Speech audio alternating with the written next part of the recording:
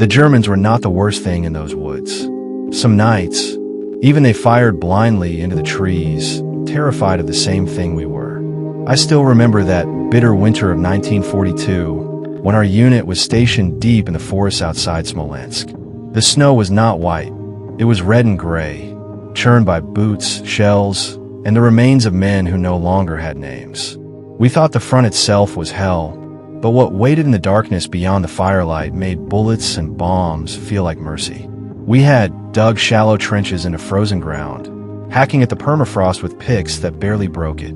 The air was always heavy with smoke and the scent of burning diesel. You'd think the constant gunfire and shelling would be the thing to haunt me, but no, it was the silence between. The silence when the shooting stopped, and all you could hear was the wind moving through skeletal trees, whistling like 1,000 voices. That winter, both sides had learned to fear the dark. One night, I was on watch with Sergei, a wiry young man from Leningrad who had lost more than half his family to the siege. He had a hollow look in his eyes, the kind you see in men who have nothing left but the war. The moon hung low, half hidden by clouds, casting long shadows across the snow. It was quiet, too quiet. No artillery, no distant shouting, not even the sound of boots crunching. And then it came. A scream, not human, not animal.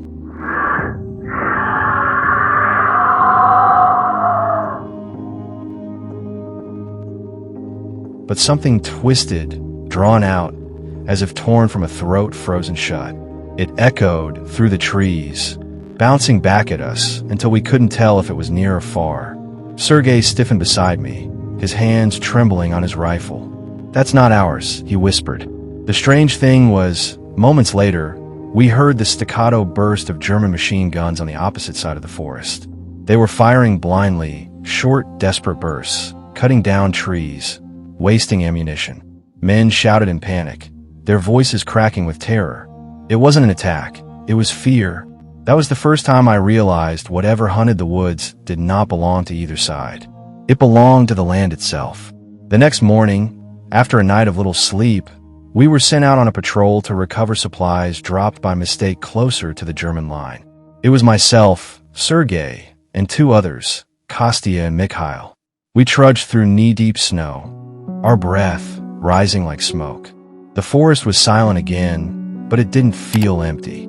It felt like walking through the lungs of something vast and sleeping. Halfway to the supply crates, Kostya stopped dead in his tracks. "Look," he muttered, pointing at the snow.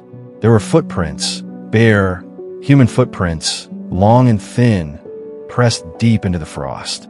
No boots, no shoes, just naked feet. But the strangest thing was the depth of them. The snow was hard as stone, yet these prints sank deep, as if whoever made them weighed more than a man should. And they weren't frozen over. They were fresh. We followed them without speaking, rifles raised, nerves stretched thin. The tracks wound between trees, doubling back, circling, almost playful, like whatever made them wanted us to follow. And then, abruptly, they stopped. Not faded, just stopped, mid-step, in the middle of untouched snow. Mikhail cursed under his breath, crossing himself quickly. None of us laughed at him. That night, back in the trench, I couldn't sleep. The wind carried whispers, words I almost understood, voices I recognized but knew couldn't be real.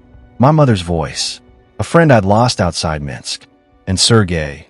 He sat awake too, staring out toward the trees, lips moving silently, as if he was answering someone only he could hear. At dawn, we found another unit, men from our side, frozen stiff just beyond the tree line. They hadn't been shot, hadn't been bombed. Their rifles were still slung on their shoulders. Their eyes were wide open, their mouths filled with snow, as if they had screamed while the storm buried them alive. But there had been no storm. Not that night. The officers told us to stay quiet, not to spread panic. But panic already had a grip on us. The war was cruel. Yes, but cruelty had a face, a cause, an enemy you could point your rifle at. This was different. When night fell, even the bravest men prayed the lamps would not go out, that the fires would not dim.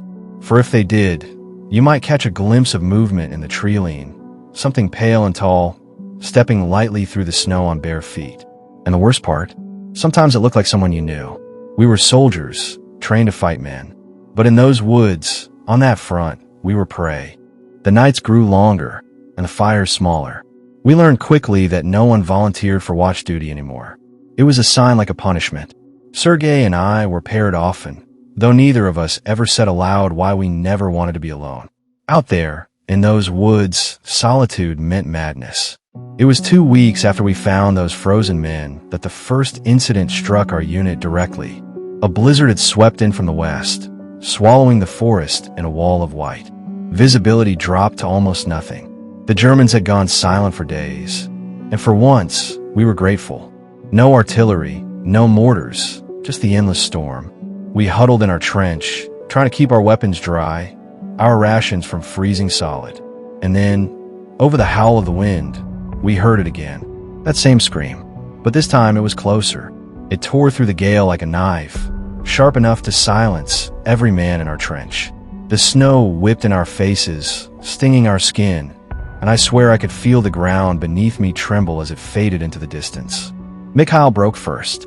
He stood, swore under his breath, and climbed out of the trench with his rifle slung across his chest. "Where the hell are you going?" I shouted after him. "To shut it up," he spat. "If it's some German trick, I'll put a bullet in their skull." We tried to stop him, but the storm swallowed his figure whole. Minutes passed. Then, gunfire. 3 sharp cracks, and then silence. The kind of silence that made your heart stop. We waited, frozen in fear, until at last we saw him return through the storm. But something was wrong.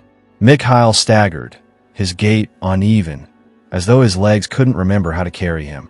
His head lolled to the side, his rifle dragging in the snow. Sergei leapt up, reaching over the trench wall to pull him in, but I grabbed his arm. "Don't," I whispered. Even through the storm, I could see Mikhail's face. His eyes were open, but they were wrong, glassy, unfocused, as if staring past us. Snow clung to his lips and beard, but he didn't wipe it away. He didn't shiver. He didn't breathe. And then, with jerking, unnatural movements, he dropped into the trench beside us. The men scrambled back, rifles raised, fear choking the air. Mikhail stood there, unmoving, until Sergei, God help him, stepped forward. "Misha?" No response. He reached out, gently placing a hand on his shoulder. For a moment, Mikhail simply swayed. And then, with a guttural sound I can't describe, he lunged. His hands clamped around Sergei's throat, gripped like iron, squeezing the life from him. Chaos erupted. We pulled at Mikhail, striking him with rifle butts, shouting, cursing, panicking. It took 3 of us to tear him off. His skin was freezing cold, his strength unnatural. I raised my rifle, my hands shaking, and pulled the trigger. The shot echoed through the storm. Mikhail collapsed in the snow, motionless. When we checked him, he was already dead, had been for hours. His body was stiff, his skin pale, his lips blue. He could not have walked. He should not have walked. Sergei coughed violently, rubbing his throat, his eyes wide with terror. No one spoke. We couldn't. The officers ordered us to say nothing. That would spread hysteria. But hysteria didn't need words to spread. We had seen it. We had fought it. We had killed it. After that night, the woods seemed to close in tighter. Men muttered prayers under their breath. Others carved crosses into their rifles. At night, we swore we saw faces in the tree lean, pale shapes swaying between the trunks. Sometimes we heard laughter, faint and cruel, as though the forest itself was mocking us. A week later, we captured a German soldier, a young man, barely older than me, found wandering alone near our lines. He was frostbitten, delirious, his lips cracked from the cold. The officers dragged him in for questioning, but he didn't resist. He just kept muttering in broken Russian, words that chilled us more than the snow ever could. Die Walder sin Verflucht, he whispered over and over. The woods are cursed. When pressed, he spoke of his own unit being dragged into the darkness, men vanishing without a sound. He said they saw figures walking through the snow, men who should have been dead. He said his commanding officer shot himself after 3 nights of hearing his mother's voice calling from the trees. The officers dismissed him as insane, but we knew better. We had lived the same horror. That night, I dreamed of Mikhail. He stood at the edge of my bunk, his eyes lifeless, his throat purpled where I had struck him.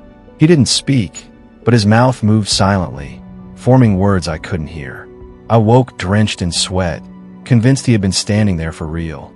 When I looked over, Sergei was awake too, staring into the dark with wide, sleepless eyes. I heard him, he whispered. He was calling me from the trench. I wanted to tell him it wasn't real. I wanted to tell him it was just the war, just the stress, just our minds breaking under the weight of it all. But I couldn't, because deep down I knew the truth. The Germans were not the worst thing in those woods. Whatever was, it wanted us alive just long enough to break us, and then it would take us all. After Mikhail, no one trusted the night anymore. We took turns sleeping in shallow shifts. Those sleep never brought rest, only visions. Men whispered of voices calling to them in dreams, of dead relatives waiting beyond the snowdrifts. A few claimed they had walked to the tree lean without remembering it, only to be pulled back by their comrades at the last second.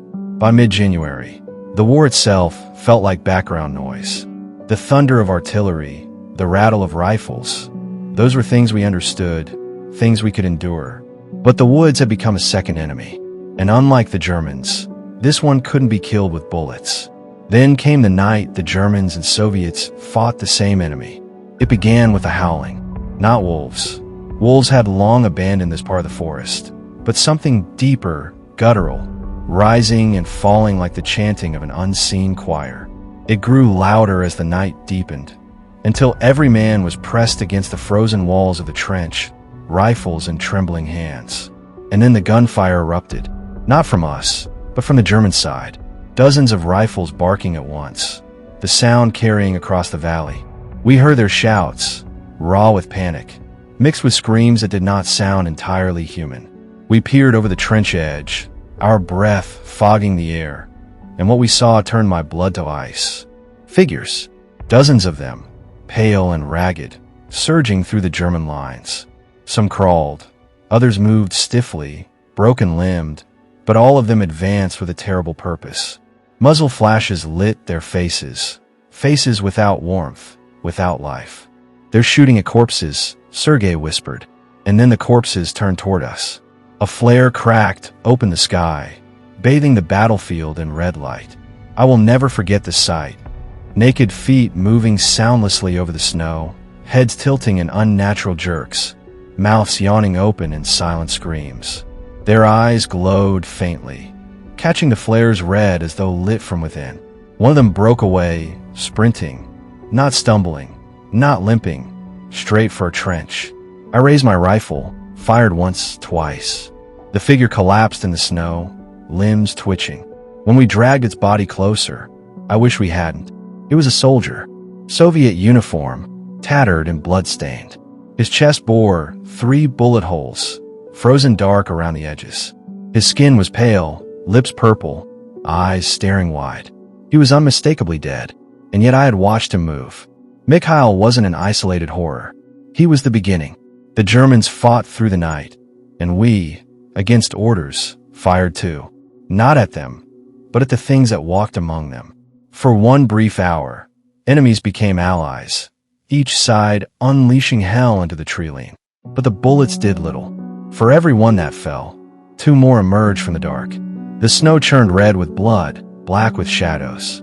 By dawn, the forest was silent again, the battlefield littered with bodies, some German, some ours, and many that should not have been standing in the first place.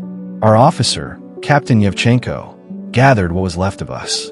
His voice shook, though he tried to hide it behind authority.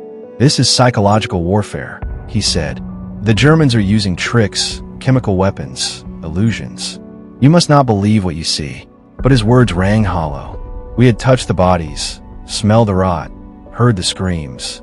Tricks don't leave frostbitten handprints across your throat. Later that day, Sergei and I were sent on a recon patrol to confirm German positions. There were 4 of us.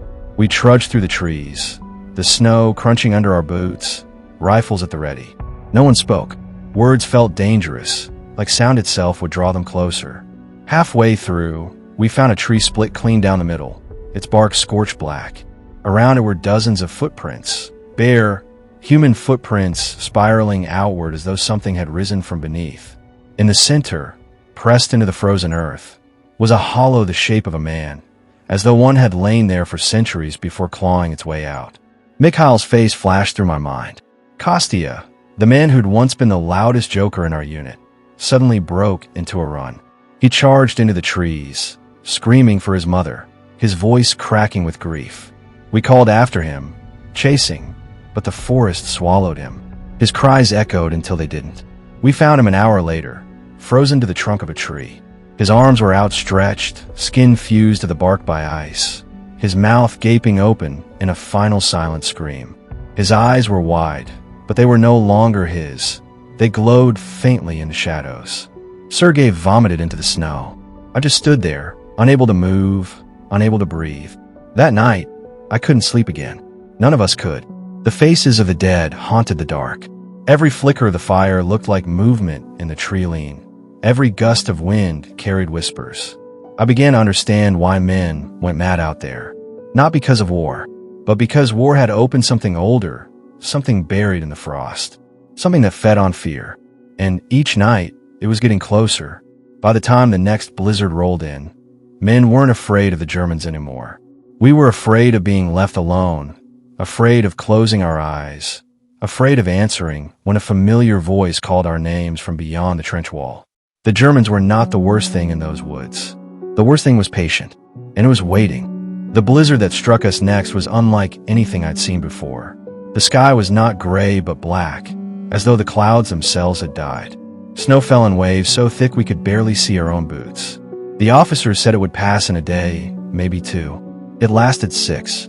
During those 6 nights, we were not alone. The first sign was the sound. At first, we thought it was the storm, branches cracking under ice, trees groaning in the wind. But then the rhythm became too deliberate.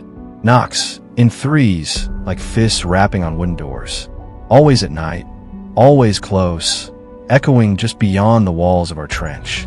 On the 3rd night, Sergei swore he saw Mikhail standing at the edge of camp, his silhouette outlined against the storm. His rifle slipped from his frozen hands.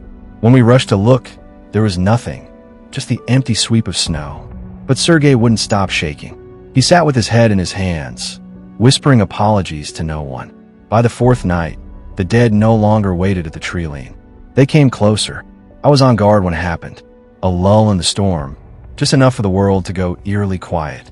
I heard boots crunching in the snow, steady, deliberate steps. I raised my rifle, expecting a patrol, but when the figure appeared, my blood froze solid.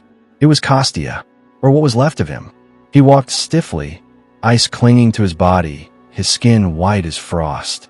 His mouth hung open, frozen in the same scream we'd found him with, but no sound came out. His eyes glowed faintly, reflecting the weak light of the fire. He stumbled closer, closer, until he stood at the trench wall. And then, without a sound, he climbed down inside. The men woke to the sound of shouts, rifles clicking. But Kostya didn't attack. He simply stood there, staring at us, his jaw working as though trying to form words. For one terrible moment, I thought we should listen. And then Sergei screamed and fired. The bullet tore through Kostya's chest. He staggered, fell to his knees, and then crumpled into the snow. His body did not vanish this time. It stayed, frozen, lifeless. But the damage was done. The barrier between the living and the dead was gone. That night, dozens came. Shapes emerged from the storm. Men in tattered uniforms, some German, some ours. All dead. Their faces half-eaten by frost, their limbs twisted, their eyes glowing in the dark. They moved slowly, inexorably, dragging themselves toward us. The trench erupted in gunfire, panic, screams. We fired until our rifles jammed, until our shoulders ached, until the barrels smoked. But no matter how many fell, more came. The dead surrounded us, their pale forms pressing closer with each hour. They did not climb down into the trench. Not yet. They stood above us, silent and swaying, blocking out the storm with their numbers. Some carried rifles, bayonets, or helmets, but none used them. They didn't need to. Their presence alone broke us. By dawn, every man in our unit was pale and hollow-eyed, like prisoners awaiting execution.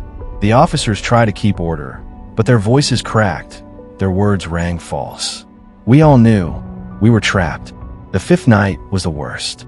We had burned through nearly all our ammunition. The fires had dwindled to embers, and the storm grew quieter, as if the woods wanted us to hear what came next.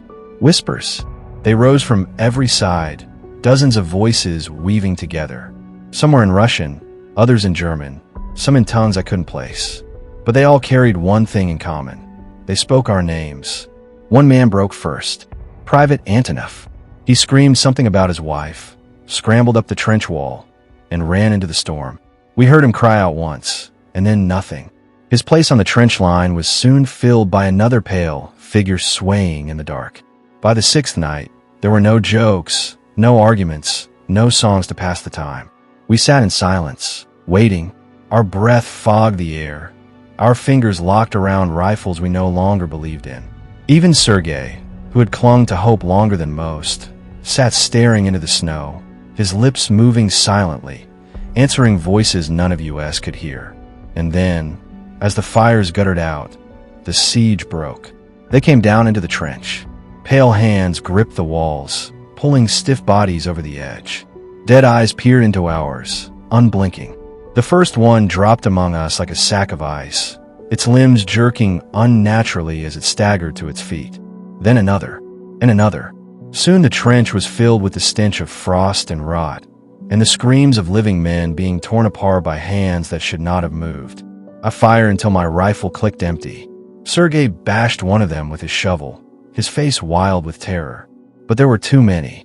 They fell on us in silence. No anger, no rage, just hunger, or something worse. The last thing I remember from that night was being pulled into the snow by cold, unyielding hands. The storm howled overhead, and through the chaos, I heard a voice, my mother's voice, soft, gentle, calling my name. And then everything went black. When I woke, the world was silent. I was buried under snow, my body stiff, my skin numb. For a moment, I thought I had died and risen with the others. But then I coughed, breath clawing its way out of my lungs in a painful gasp. The snow cracked above me, light seeping through, and I clawed my way free like an animal from its den. The trench was gone, or rather, it was still there, but no longer ours. The walls were collapsed, half buried beneath drifts. Rifles jutted from the snow like grave markers. Blood stained a white and long, frozen streaks. The men I had fought beside, Sergei, Mikhail, Kostya, were nowhere to be found. The silence was worse than the screams. I staggered through the wreckage, my boots heavy, my breath shallow. My rifle was gone, my hands numb. Around me, the forest stretched endlessly, dark trees heavy with snow. No birds, no wolves, no sound at all. Only the memory of whispers clung to the air. Then I saw them, the dead, standing in a circle at the edge of the clearing.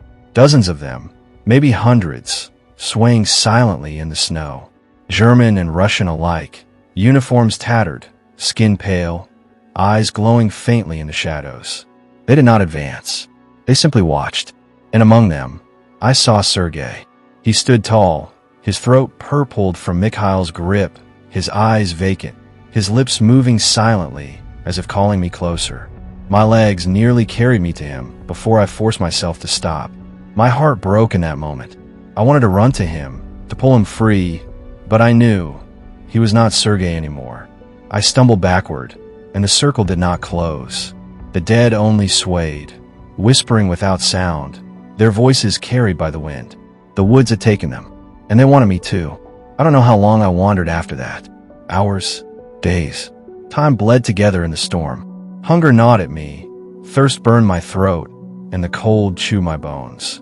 More than once, I heard voices in the snow, voices urging me to lie down, to close my eyes, to join them. I nearly did, but fate, or damnation, had other plans.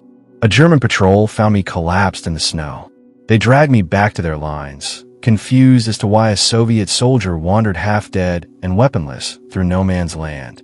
They questioned me, but I had no answers they could understand. When I spoke of the dead walking in the storm, they called me mad. Perhaps I am. They eventually traded me in a prisoner exchange. I made it back to my own side, to officers who demanded reports and explanations. I told them the truth. They told me I was lucky to have survived. They told me to never speak of it again. But I cannot stay silent. The Germans were not the worst thing in those woods. Something else was there, something older, patient, feeding on the endless slaughter. War gave it more bodies than it could ever need. And when the fighting moved on, I wonder if it stayed behind, waiting for the next.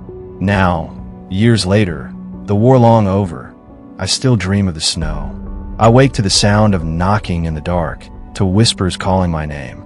Sometimes, when I pass a mirror, I swear I see Sergei standing behind me, his pale face smiling faintly. I survived the Eastern Front, but part of me never left. And I know, someday, when the cold comes for me again, I will see them waiting.